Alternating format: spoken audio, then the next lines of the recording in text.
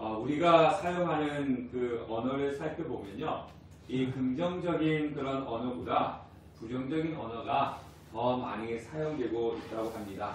물론 사람들마다 이렇게 다르겠지만 대부분 칭찬해주고 축복해주는 그런 말보다 깎아내리고 짜증내고 심지어는 저주의 단어를 쓰는 확률이 더 많이 있다고 합니다. 뭐 예를 들어 보더라도 그렇죠. 우리가 식사를 하고 나서 맛있다 뭐 이런 이야기를 하기보다는 좀 뭐 짠 것 같아, 뭔가 싱거운 것 같아 이런 이야기를 하고, 이게 식사를 잘 하시는 분을 보면 복스럽게 먹네 이런 것보다도 식탐이 있네, 뭐 개걸스럽게 먹네 이런 이야기를 더 많이 한다는 겁니다. 오늘 우리가 예배 드릴 때도 비 오는 가운데서 예배 오시느라 수고하셨습니다. 은혜 받았습니다 라는 말보다 늦었다 아니면 예배 시간이 졸았다 뭐 이런 이야기들을 더 많이 사용한다는 겁니다. 그래서 칭찬과 긍정적인 축복의 말보다는 저주의 그리고 부정적인 언어가 더 많이 사용된다는 거죠. 실제로 한림 미디어 랩 더 H에서 이 언어 습관과 회복 탄력성이 실제로 어떤 관련성이 있는가 해서 이렇게 대학생들을 한 110명의 설문조사를 했다고 합니다. 근데 그 설문조사 결과를 보니까 하루에 짜증난다, 우울하다, 힘들다, 지친다, 뭐 이런 뭐해서 죽겠네 이런 부정적인 언어의 사용이 기쁘다, 즐겁다, 할 수 있다 이렇게 긍정적인 언어 사용보다 훨씬 더 많은 빈도로 사용되었다라고 결과가 나왔습니다. 그래서 이 부정적인 표현을 하루에 10번 이상 사용한다고 답한 사람들의 수가 전체 37.3%고요. 반면에 긍정적인 언어를 하루에 10회 이상 사용하는 빈도는 11.8%밖에 되지 않았다고 합니다. 그래서 약 3배 정도 부정적인 언어를 더 많이 사용했다. 이런 결과가 나왔습니다. 자, 그러면요. 우리 성경은 축복의 말씀이 더 많을까요? 아니면 부정적인 저주의 말이 더 많을까요? 성경은 축복의 말이 더 많습니다. 뭐 하면 못한다, 뭐 하면 징벌받는다, 뭐 안 하면은 심판이 있다 이런 말들도 있지만 그것보다는 하나님께서 우리에게 주시는 긍정적이고 축복의 말이 이 성경에는 더 많이 쓰여졌다고 하는 것입니다. 하나님은 왜 그러면 성경에서는 이 저주, 심판 이런 말보다 축복의 말이 더 많이 쓰여졌을까요? 그 이유는 하나님은 우리에게 심판하고 저주하시는 분이 아니라 축복을 주시는 분이시기 때문에 성경은 저주에 대한 말, 심판에 대한 말씀보다는 축복에 대한 말씀이 더 많이 기록되어 있습니다. 자, 예레미야서 29장 11절 말씀을 보면요. 우리가 다 같이 한번 읽어보도록 하겠습니다. 시작. 여호와의 말씀이니라. 너희를 향한 나의 생각을 내가 안 하니 평강이요 재앙이 아니니라. 너희에게 미래와 희망을 주는 것이니라. 하나님이 우리에게 향한 그 생각은 무엇이냐? 평강과 평안이라는 겁니다. 이 성경에서 하나님께서 우리에게 책망하시고 또 때로는 심판하신다라고 할 때는 저주의 말보다는 그 말 속에는 우리에게 평안을 주기 위해서고 희망을 주시기 위한 것이지 우리를 멸망시키기 위해서 심판한다, 저주한다 그런 의미로 쓰여진 게 아니라는 겁니다. 그러니까 결국은 하나님이 우리에게 향한 그 마음은 평안이고 하나님이 우리에게 주시고자 하는 것은 희망을 주시고자 한다라고 하는 겁니다. 자, 이처럼 하나님께서 우리에게 향한 것은 평안이고 희망이고 우리에게 축복을 주시기 원하시는 분, 저주를 주시기 원하는 분은 아닙니다. 그러면 하나님이 우리에게 축복을 주시는 분이시라면 반대로 우리에게 심판과 저주를 주는 존재는 누구겠습니까? 사탄 마귀라고 하는 거죠. 그래서 사탄 마귀는 항상 우리가 잘못되기를 바라는 존재고 하나님은 우리가 항상 하나님의 축복을 받아서 살아가길 원하시는 분이시라고 하는 겁니다. 그럼에도 불구하고요. 예수 믿는 성도들은 축복을 좋아하면서도 긍정적이고 축복적인 그런 말보다는 비난과 같은 부정적인 말들을 더 많이 하는 이유가 있습니다. 그는 우리의 마음속에 아직 죄성이 남아있기 때문에 그렇습니다. 죄성을 갖고 있는 인간들이기 때문에 그렇다는 겁니다. 제가 어저께 설교를 준비하러 이제 도서관을 가는데요. 이제 뭐 교회와 집에서는 이 집중이 잘 안 돼가지고 제가 설교를 준비는 도서관에 가서 합니다. 도서관에 설교를 준비하러 가는데 문득 이런 생각이 들었어요. 사람들은 참 똑똑하다. 요즘 보면 뭐 달에도 사람을 보내고 뭐 이제 AI 그래가지고 사람이 일하지 않고 기계가 로봇이 막 알아서 일하는 뭐 그런 시대지 않습니까? 그래서 사람은 참 똑똑하고 영리하지만 한편으로는 참 미련한 존재다. 이런 느낌이 들더라고요. 그런 생각을 갖게 된 이유가 뭐냐면요. 요즘 우리나라 이제 마약이 되게 문제가 되잖아요. 예전에는 마약 청정국이라고 했는데 요즘은 마약이 많이 퍼져 있어갖고 지금 마약이 문제가 됩니다. 이 마약이나 도박은 모든 사람이 대부분 어떻게 알고 있습니까? 마약과 도박은 하면 된다, 안 된다? 안 된다. 모든 사람들이 다 안 된다는 것을 알고 있습니다. 그리고 마약과 도박에 빠지면 인생을 망가뜨린다는 것을 알면서도 하고 있다는 거예요. 그렇지 않습니까? 도박을 하는 사람이 이거 많이 하면 안 돼. 마약을 하는 사람들도 이걸 하면 안 돼. 그것을 알면서도 도박을 하고 마약을 하고 있다는 거예요. 그리고 반대로 이 운동, 우리 이제 연세 드신 분들은 더 열심히 운동해야 되지 않습니까? 운동하면 몸에 좋다. 공부하면은 내 인생에 도움이 된다. 뭐 등등. 이 몸에 우리 인생에 도움이 되는 것을 알고 있으면서도 우리는 어떻겠습니까? 잘 그것을 안 하려고 하잖아요. 하더라도 하지 못해서 한다든가 뭐 억지로 하는 그런 경우도 있습니다. 그러니까 나쁜 것은 알면서도 열심히 쫓아가고 좋은 것은 알고 있음에도 불구하고 잘 하지 않는 이런 모습을 보면서 참 알면서도 저런 모습이 인간은 참 미련해 보인다라는 생각이 들었어요. 그러면서 또 생각이 든 것은 뭐냐면 예수 믿는 성도들은 더 미련해 보인다. 이런 생각이 들더라고요. 왜냐하면 축복은 하나님으로부터 온다는 것을 압니다. 그리고 하나님을 잘 섬기고 기도를 하면 하나님의 응답이 있다는 것도 너무나 잘 압니다. 그리고 우리 삶 가운데 여러 가지 문제가 있어요. 그 여러 가지 문제를 해결받아야 된다는 것을 알고 있습니다. 그럼에도 불구하고 하나님을 찾지 않더라는 거예요. 성도들이, 예수 믿는 성도님들이. 그래서 안 믿는 사람들은 몰라서 그렇다 치더라도 우리는 믿고 알면서도 왜 안 하지? 이런 생각이 드니까 사람들은 미련해 보이고 예수 믿는 성도들은 더 미련해 보인다. 이런 마음이 어저께 들었습니다.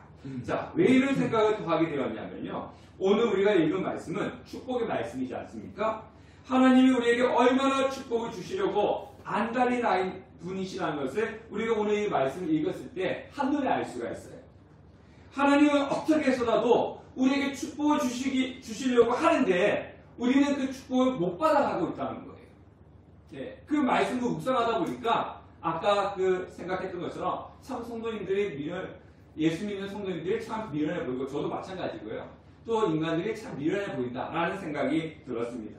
자, 오늘 말씀을 다시 한번 읽어보도록 하겠습니다. 크게 한번 읽어볼게요. 시작. 여호와는 내게 복을 주시고 너를 지키시기를 원하며 여호와는 그의 얼굴을 내게 비추사 은혜 베푸시기를 원하며 여호와는 그 얼굴을 내게를 향하여 드사 평강 주시기를 원하노라 할지니라 하라. 자, 우리가 다시 한번 읽을 때는요. 여기에다 내게라고 하는 말에 나로 바꿔서 한번 읽어보도록 하겠습니다. 앞에 하면 그대로 읽으면 될 것 같아요.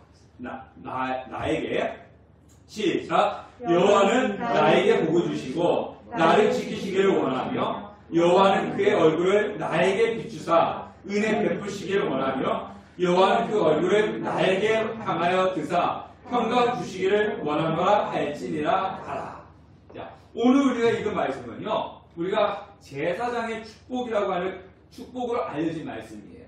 자, 유대인들은 이 제사장의 축복이라고 하는 민수기 6장 말씀을 안식일이나 명절 그리고 중요한 예식에 빠뜨리지 않고 암송합니다. 우리가 예배 드릴 때 사도신경을 외우고 또 우리가 예배 마칠 때 이제 축도를 하는데 뭐 새벽 기도회나 금요 성령 집회 때 주기도를 하는 것처럼 이 유대인들은 오늘 우리가 읽은 이 제사장의 축복의 말씀을 명절이나 중요한 예식에 빠뜨리지 않고 암송합니다.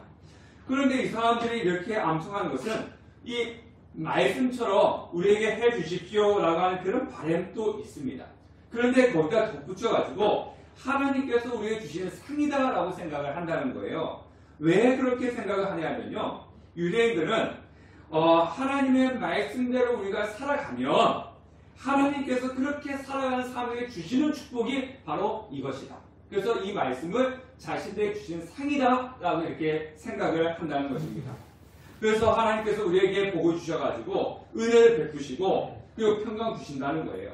그래서 그들의 생각은 그냥 사과나무 밑에서 입 벌리고 가만히 있을 때 사과가 떨어져서 입속에 떨어지는 그것을 바라는 것이 아니라 그렇게 축복을 받을 수 있는 게 살아가면 그런 자격을 누리면 하나님께 축복을 주신다. 이런 바람으로 이 축복의 말씀을 암송을 한다는 겁니다. 사실 우리가 이제 금요 성경 집회 때 제가 말씀을 드렸는데요. 오늘 이 민수기 앞에 보면 민수기 6장 1절부터 21절까지는 나시린에 대해서 나오고 있습니다. 여러분 나시린 들어보셨죠? 예, 나시린 하면 딱 떠오르는 사람이 누구예요? 삼손이지 않습니까? 삼손. 그러니까 꼭 삼손만 나시린이 아니라 우리도 나시린이죠. 이 나시린의 뜻은 뭐냐면요. 하나님께 바쳤다. 네, 하나님께 바쳤다. 하나님께 헌신하다. 이런 내용이 이제 나시린이에요. 그래서 이 삼손은 일평생의 나시린으로 살았지만요. 이 나시린의 소원은 이런 겁니다. 뭐 여러분들이 내가 오늘부터 한 달 동안 뭐 내가 새벽기도 나오겠다. 이렇게 소원했어요. 이게 나시린의 소원이에요. 네, 뭐 굳이 뭐 삼손처럼 거대하게 한 평생을 내가 뭐 이게 아니라 내가 아니면 이게 뭐 10일 동안 내가 금식을 하겠다. 뭐 라든가. 근데 이 나시린의 소원은 대가를 바라지 않는 거예요. 우리가 보통 금식기도 한다 그러면 문제가 있어가지고 이 문제를 해결해달라고 금식을 소원하고 아니면 뭐 새벽기도 특별 작정 뭐 새벽기도 한다 그러면 나의 문제를 해결하기 위해서 뭐 작정을 하는 경우들이 있는데 나시린 소원은 그런 대가를 바라는 것이 아니라 내가 하나님 앞에 대가는 필요 없이 내가 하나님께 더 바쳐지는 소원. 그게 이제 나시린 소원이거든요. 그런데요. 이 학자들은 이 1절부터 21절까지는 나시린에 대해서 나오고 22절부터 이제 축복에 대해서 나오니까 나시린에 대한 축복이 바로 오늘 읽은 말씀이다. 즉 뭐냐? 내가 하나님 앞에 소원하는 거죠. 하나님, 내가 말씀의 열매를 올 한 해 맺겠습니다. 내가 원하는 기도의 열매를 맺겠습니다. 내가 원하는 성경의 열매를 맺겠습니다. 이건 대가를 받는 거 아니잖아요. 내가 이렇게 하겠습니다 라고 신앙을 위해서 소원한 사람들에게 주신 축복의 말씀이 뭐냐? 오늘 22절부터 27절 말씀이다. 이렇게 이야기를 합니다. 그러니까 이 유대인들의 생각이 그렇다는 거예요. 가만히 있는데 하나님 축복해 주십시오라가 아니라 내가 축복 받을 수 있는 자격이 되었을 때 하나님 이 축복을 주십시오. 이런 의미로 암송을 한다는 거예요. 그래서 학자들은 이것은 나시린의 소원한 사람들이 주시는 하나님의 축복이다라고 그렇게 이야기를 한다는 겁니다. 자, 어찌되었든지 간에 하나님께서 22절부터 27절까지는 제사의 축복을 주는데 그럼 하나님께서 주시는 복이 무엇이냐? 예, 첫 번째 보니까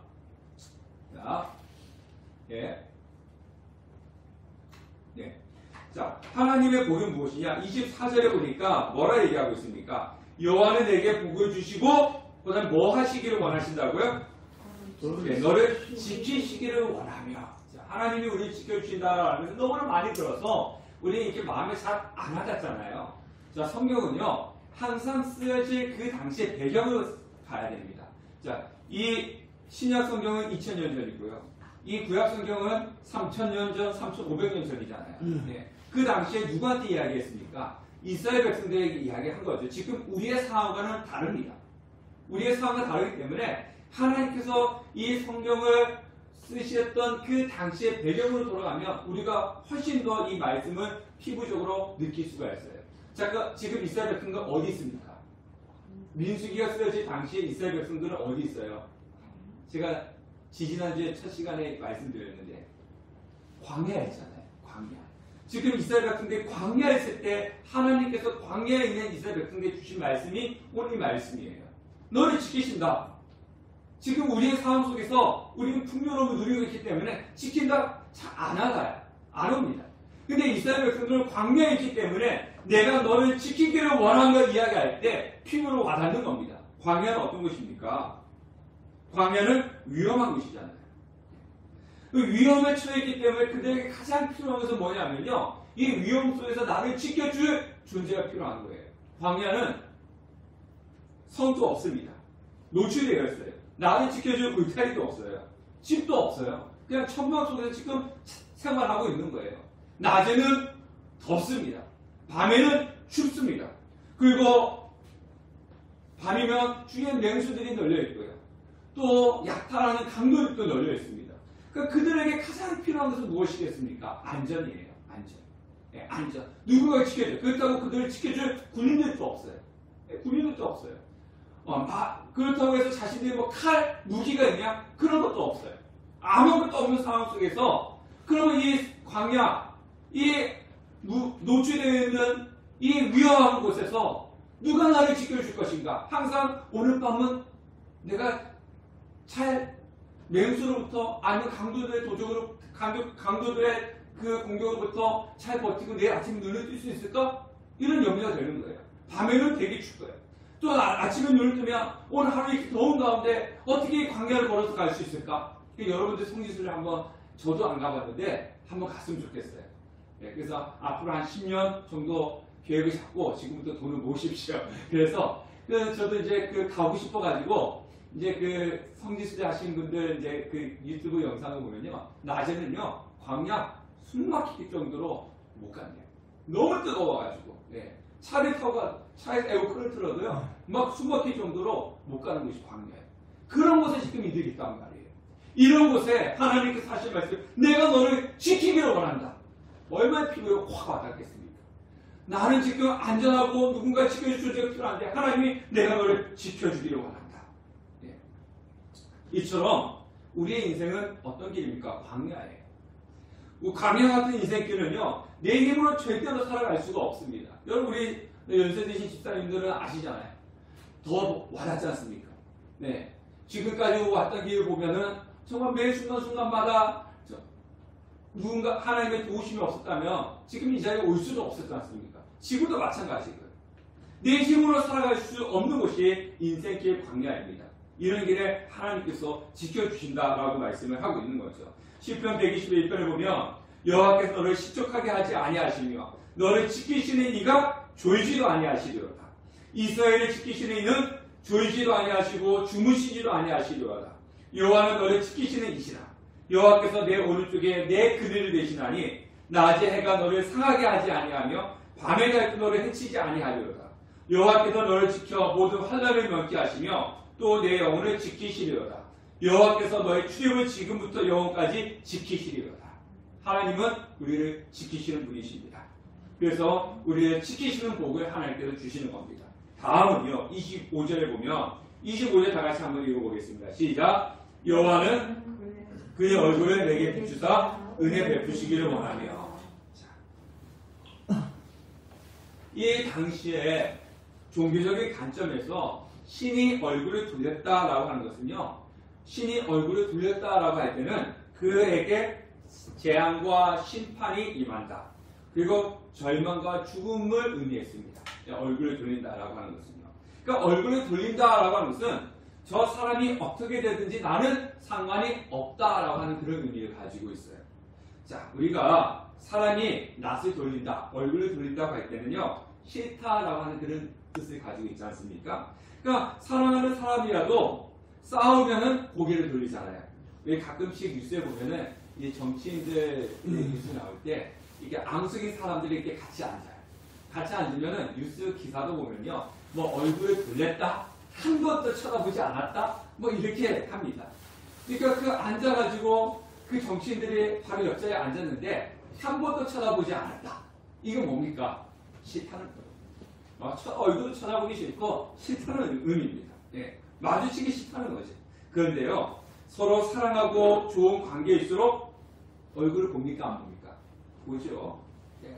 또 어떻습니까? 자주 보죠. 우리 이제 집사님 손자 이렇게 늘 이야기 하시는데, 손자도 그렇고 여러분들 자녀를 처음 태어났을 때, 우리 청년들은 아직 잘 모르지만 자녀들 처음 태어났을 때 어떻습니까? 눈에 넣어도 안 아프다고 그러잖아요. 항상 거기서 그 자녀와 손자들 보느라고 눈을 떼지는 못하지 않습니까? 왜? 사랑스러우니까. 난 안 떼는 거예요. 네. 그러니까 싫으면 얼굴을 돌리지만 자신이 좋아하고 사랑하는 사람이 있으면은 항상 내 눈은 그 사람을 향해 갈 수밖에 없는 거예요. 그래서 눈에서 뭐가 떨어진다 그래요? 떨어진다 그러잖아요. 특별히 떨어진다고.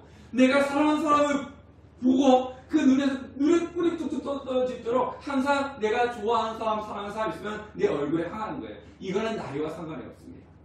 나이가 많았기 때문에 아니에요. 애정의 문제지 나이의 문제는 아닙니다. 우리 하나님도 마찬가지예요. 하나님 지금 뭐라고 말씀하고 계십니까? 사랑하는 사람을 향해서 얼굴에 향한다라고 그렇게 말씀을 하고 있습니다. 그러나 죄를 짓고 하나님을 배반할 때는요, 하나님도 그 얼굴을 돌리시는 거예요. 그래서 오늘 본문에서 하나님이 그 얼굴을 내게 비추다라고 했을 때는 하나님께서 우리를 향해서 얼굴을 비추고 뭐 하신다고? 은혜를 주신다. 하나님은 언제나 우리에게 은혜를 주시기를 기뻐하시는 분이시라고 하는 겁니다. 그런데요, 여기서 은혜라고 하는 것은 어떤 의미가 있냐면요, 이 은혜라고 하는 단어는 구부리다, 아랫사람에게 몸을 굽히다 하는 그 말에서 유래된 겁니다. 즉 은혜를 베푸다, 국률이 여기다라고 하는 것은요, 구부리다, 아랫사람에게 몸을 굽히다. 즉 하나님이 우리에게 구부리신다. 천지를 주관하시는 분이 나한테 구부리신다. 생각해보세요. 그리고 나에게 몸을 굽힌다라고 생각을 해보세요. 뭐 하시기 위해서? 은혜를 주시기 위해서. 하나님이 우리에게 몸을 굽히시고, 그리고 하나님께서 우리 향해서 구부리시고 은혜를 부어주시는 것. 그래서 나를 위해서 일하고 계신다는 거예요. 그게 바로 은혜지 않겠습니까? 네. 그래서 하나님은 나에게 얼굴을 향하시고 나를 위해서 일하고 계시는 그런 은혜를 부어주신다는 것입니다. 자, 또 26절 말씀 보도록 하겠습니다. 26절 다 같이 한번 또 읽어보겠습니다. 26절 시작. 여호와는 그 얼굴을 내게 향하여 드사 평강 주시기를 원합니다. 갈지니라. 자, 하나님이 얼굴을 우리에게 향하는데 무엇을 주시길 원하신다고요? 평강. 예, 우리 평강하면 흔히 잘 알고 있는 샬롬입니다.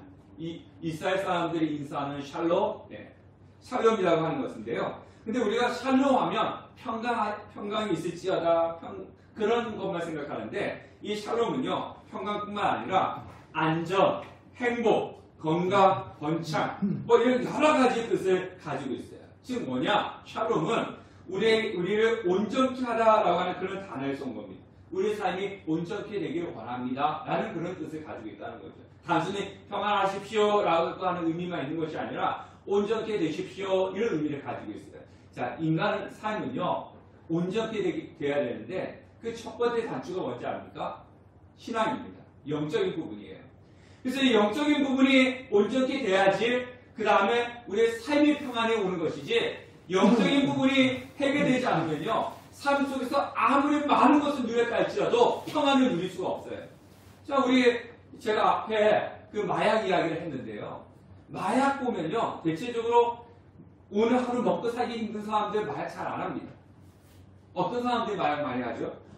뉴스에 보면 잘 사는 사람들이 하잖아요.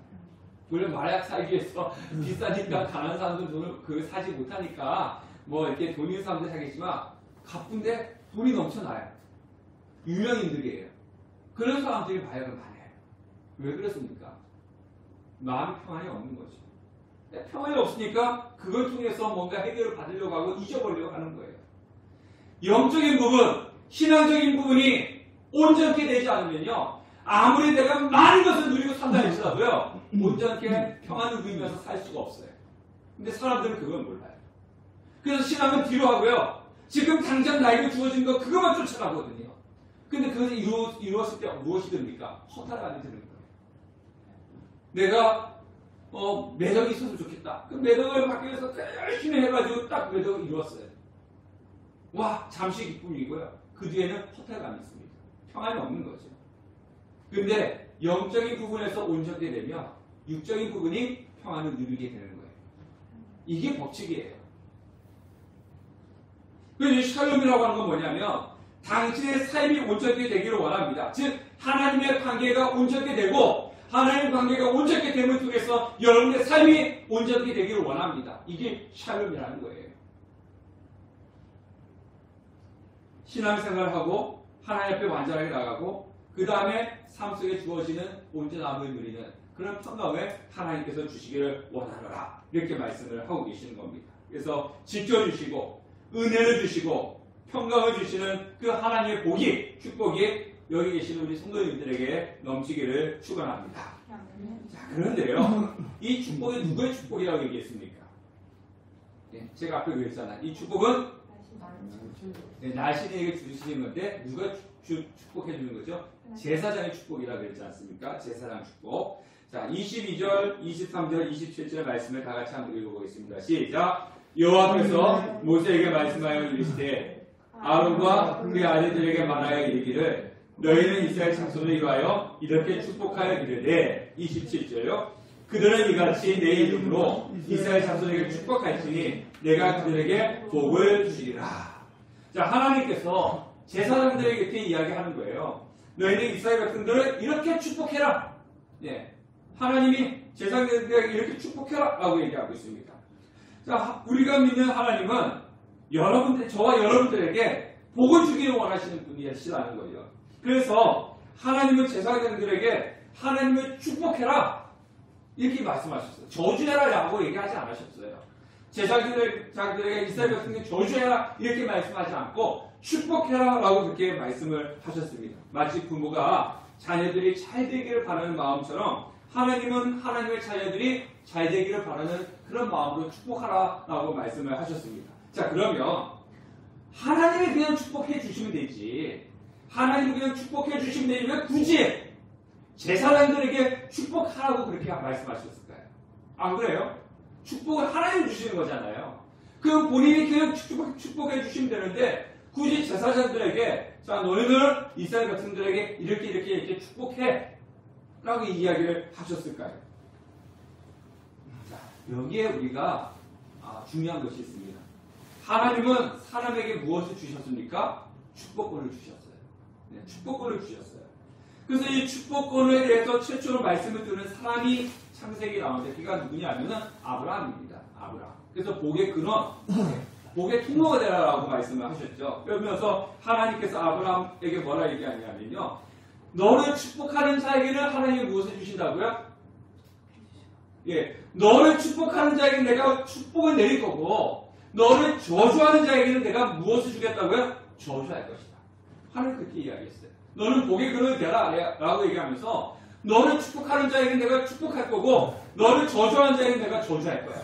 하나님께서 그렇게 말씀을 하셨다는 거예요. 복은 하나님께 속해 있습니다. 축복을 주시는 분은 복을 주시는 분은 누구세요? 하나님이시지만 그 주시는 방법은 사람을 통해서 주시는 거예요. 사람을 통해 주시는 거예요. 사람들의 축복을 통해서 하나님께서 축복해 주시는 거라는 거죠. 그러나 이 세상은요, 이웃을 축복하는 사람들을 찾아보기가 힘들고 어렵습니다. 하나님은 복을 주시길 원하는데 서로 축복해 주는 축복의 말을 하는 사람들이 이 땅에 없다는 거죠. 심지어 예수 그리스도 믿는 성도들조차도요, 서로 축복해 준 사람들이 많지 않다는 겁니다. 그래서 하나님께서는요, 제사장을 뭐하는 사람으로 축복해 주는 사명자로 세우신 것입니다. 그래서 제사장들이 이스라엘 백성들을 축복하게 하고 하나님은 그 제사장들에게 이스라엘 백성들을 축복하는 그 축복을 통해 가지고 이스라엘 백성들에게 축복을 주시는 거예요. 그렇게 해서더라도 하나님은 이스라엘 백성들에게 축복을 주기를 원하시는 그 마음, 우리는 그 마음을 아셔야 되는 것입니다. 자, 축복이라고 하는 것은요, 뭐냐? 다른 사람이 좋은 일이 생기를 바라는 마음이에요. 네. 그런데요, 하나님의 의도와는 상관없이 사람은 남에게 좋은 일이 생기기를 바라는 마음을 갖기가 어렵습니다. 우리 교회가 부흥됐다. 그러면요, 좋아하시는 분들도 계시겠지만은 이 주에 아는 다른 교회에서는 또 싫어할 수도 있어요. 사람이란 거예요. 예수 믿어도요, 남 잘 되기를 바라는 마음들이 그렇게 많지는 않아요. 그러니까 축복을 해줄 수가 있겠습니까? 오죽했으면은 사촌이 땅에 사면 뭐 한다 그럽니까? 배아프다 그러지 않습니까? 네. 심지어 그런 얘기 듣지 않습니까? 사촌이 차를 사면 뭐 한다고요? 보통 경찰가 돼가지고 딱지 뗀다고. 그런 말이 나올 정도로 사람은요, 남이 잘 되기를 바라는 형제 가운데서도 그래요. 피를 나는 형제 가운데서도 형제가 잘 되면 좋은데 형제가 잘 되면 배 아파하는 그런 경우도 있어요. 이게 사람의 죄성이에요. 예수 믿는 사람들이든 믿지 않는 사람들이 그렇다는 거죠. 그런데요, 이 지금 광야에 있는 이스라엘 백성들의 마음 상태는 어떻습니까? 강팍한 상태라는 거죠. 내 마음이 지금 강팍하니까 이 사람에게 축복해 줄 수 있는 그런 마음의 심정이 되겠습니까? 안 되는 거예요. 근데 이스라엘 백성들에게 하나님 축복을 주시고 싶은데 서로 서로에게 축복해 줄 수 있는 사람이 없으니까 그러면 제사장 너희들에게 내가 사명 주겠다. 이스라엘 백성들을 축복해 줄 수 있는 사명을 주겠다. 너희들은 뭐 해야 돼요? 사명을 받았으니까 이스라엘 백성들을 축복해 줘야 되지 않습니까? 그래서 이 제사장들을 세우고 제사장 축복을 주신 겁니다. 자, 그러면 구약시대 때 제사장은요 레위지파였어요. 구약시대 때 제사장은 레위지파였습니다. 그래서 그들이 축복해줬어요. 그럼 신약시대 때 제사장은 누굽니까? 우리의 대제사장은 예수님이십니다. 그렇지만 신약시대 때 제사장은 목사가 아닙니다. 예수님은 성도들이 제사장입니다. 그러면 구약시대 때 제사장이 해야 될 일은 이스라엘 백성들을 축복하는 것이었다면 신약시대 때 제사장 저와 여러분들은 또 뭐 해야 됩니까? 똑같이 우리 이웃들을 뭐 해줘야 돼요? 축복해줘야죠. 그 축복을 통해서 하나님이 축복이 그들에게 임하는 것입니다. 민수기 14장 27절 말씀에서요. 하나님이 뭐라고 말씀하셨냐면 너희 말이 내게 들리는 대로 내가 너에게 행하리라. 너희 말이 나에게 들리는 대로. 그러니까 너희가 너희 말이 축복의 말이 나한테 들리면 내가 축복의 말로 행할 것이고 너희 말이 저주의 말이 오면 내가 저주의 행하리라. 너희 말이 행한 대로 내가 들리는 대로 내가 행하리라 이렇게 말씀하셨습니다. 그 구약시대 때 보면요. 이 택함을 받은 종들이 하나님 축복을 합니다. 그리고 그까지 이루어지죠. 아브라함이 자녀들을 축복했고요. 또 이삭이 아들 야곱에게 축복을 했고 야곱은 12아들에게 축복을 했습니다. 그 축복대로 다 이루어졌어요. 하나님이 그렇게 축복해 주시는 거예요. 이와 같이 하나님은 사람들에게 다른 사람들을 축복하도록 하셨습니다. 그래서 이스라엘 사람들은요. 부모가 자녀들에게 축복합니다. 축복권이 누구에게 있어요? 부모에게 있어요. 그래서 부모들은 항상 자녀들을 놓고 축복합니다. 이 교회도 마찬가지입니다. 이 교회도 물론 여러분들이 제사장이 돼가지고 하나님 앞에 지켜나갈 수 있지만 또 목사는 여러분들에게 축복권을 갖고 있어요. 그래서 저는 항상 매일같이 여러분들에서 기도하는 이유가 그거예요. 왜? 성도에 대한 축복권은 목사에게 있기 때문에 제가 하루에 특별한 일이 있지 않은 이상은 매일같이 여러분들 이름 한 명 한 명 불러가면서 제가 기도합니다. 왜? 축복은 저 중에서 여러분들에게 가기 때문에 그런 거예요. 그래서 제가 여러분한테 이야기했잖아요. 네. 여러분들이 지금 이 교회에 생기는 것이 복이라고. 큰 교회에서 담임 목사님이 어떤 교회에서 큰 교회에서 성도님 이름을 다 아시겠습니까? 매일같이 여러 성도님들 이름을 불러가면서 이렇게 축복의 기도를 할 수가 있겠습니까? 못하지 않습니까? 우리는 다행히 성도님 적으니까 그냥 제가 많이 할 때는 2번 매일같이 한 번씩은 여러분 이름을 꼭 불러가면서 기도하는 거죠. 예. 부모가 자녀의 축복을 가지고 있고요. 목사가 여러분 축복권을 또 가지고 있는 거예요. 그래서 축복을 가지고 있으니까 축복하면서 기도를 해야 되는 거죠.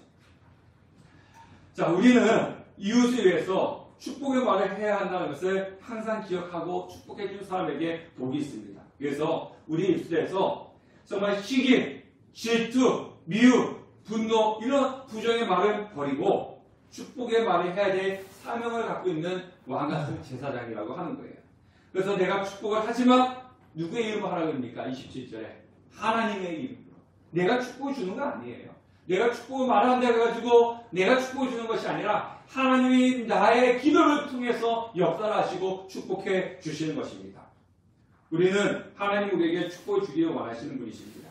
그런데 그 축복을 주시는 방법은 축복을 하는 사람을 통해서 주어지는 겁니다. 그래서 여러분들 그냥 이렇게 오늘 이 말씀 듣고 그런가 보다 끄떡끄떡 하고 가지 마세요. 그렇게 넘기지 마시고 매일같이 오늘 주신 말씀 있잖아요. 여러분 이 말씀을 사진으로 딱 찍어놓고 매일같이 이렇게 한번 외쳐보십시오. 이 말씀 속에 여러분 자신의 이름을 넣어서 여러분 자신을 축복하십시오. 아까 했던 것처럼 하나님은 나에게 복을 주시고 나를 지키시기를 원하며 여호와는 그의 얼굴을 나에게 비추사 은혜 베푸시기를 원하며 여호와는 그 얼굴을 나에게 향하여 주사 평강 주시기를 원하노라. 매일같이 여러분 자신을 축복하십시오. 이 말씀대로. 또 이 말씀에 여러분 자녀를 넣고 여러분 가족을 넣고 또 축복해 주십시오. 여호와는 누구에게 복을 주시고 누구를 지키기 원하며 부모가 자녀를 사랑한다면 이거 가지고 못할 수는 없지 않습니까? 여기다가 이름을 넣어가지고 여러분 자녀의 이름을 넣어가지고 하루에 한 번씩 축복해 보십시오.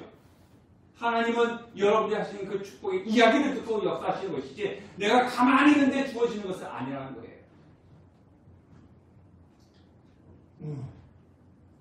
자, 우리 말씀을 읽기 전에 다시 한번 우리 앞뒤 옆 사람에게 축복을 하도록 하겠습니다.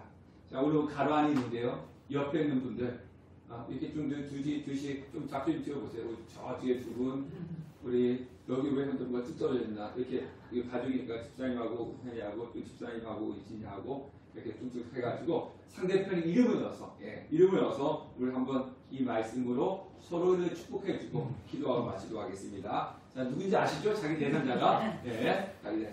시작. 여호와는 너에게 복을 주시고 민호를 지키시기를 원하며 여호와는 그의 얼굴을 민호에게 비추사 은혜 베푸시기를 원하며 여호와는 그 얼굴을 민호에게로 향하여 드사 평강 주시기를 원하노라. 아멘. 기도하